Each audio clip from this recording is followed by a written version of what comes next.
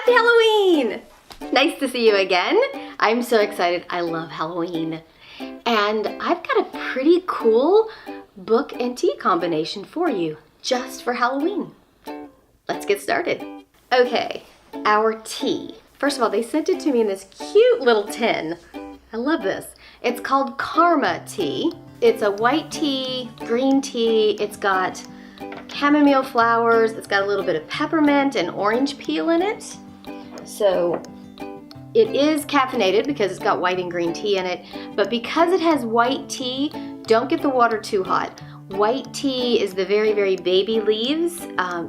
Really warm water is plenty, not boiling.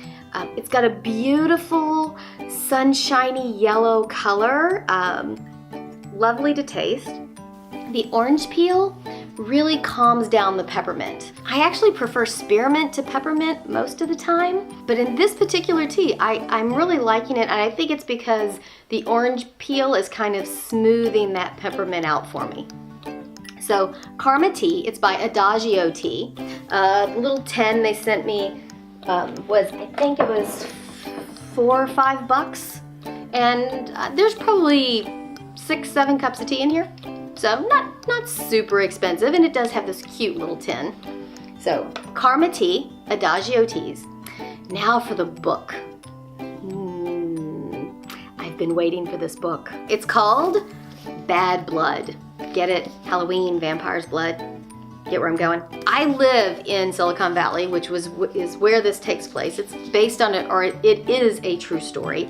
I've been fascinated with the story since the product came out. So the book is about a company called Theranos, who purportedly had a product that you could run 800, some bizarre number of tests from one finger stick of blood. So they called it and they put the blood in something called the nanotainer, which was like this big. It was teeny tiny little container of blood. And the story is about how basically they faked the whole thing. I think they probably started out with good intentions, but by the time it was all over, they're under SEC and I think criminal investigation now. It's a fascinating story because Theranos was one of those unicorns that everybody was talking about a couple of years ago here in Silicon Valley. The way that whole thing went down was pretty intense. The whistleblower that finally came forward and kind of outed them took a lot of heat from both his family as well as he had lawyers all over them. The people who owned Theranos, and the woman's name was Elizabeth Holmes, I think. She was very litigious, and I think it's because she was fighting because she knew what she was doing wasn't working. In my opinion, that's just my opinion, it's a fascinating story. It is not a quick read. This took me a good 2 weeks to get through because it's intense. There's a lot of medical jargon. There's a lot of intense conversations that happened. The guy who researched this book did an amazing job. If you're interested in the inner workings of Silicon Valley and startups, there were 1 or 2 things about the book that I was like, yeah, he doesn't live here. Just the way he would phrase some things is not how we would phrase it here in Silicon Valley, but so what? The book was still really good. The story is fascinating. How she basically tried to hoodwink the whole country, and she almost got away with it. I think what fascinated me is that there were a lot of people on her board who were really smart people that went along for the ride.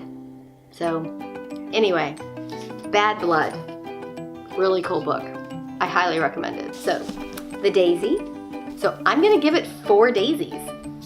Yep, 4 daisies for this tea and book combination. I highly recommend this book. I'm gonna go read some of the other stuff. Mr. Carryrou, and I am sure I just mispronounced, Carryrou. I'm sorry, sir, for mispronouncing your name. But I'm gonna definitely read some of the other stuff that he's written.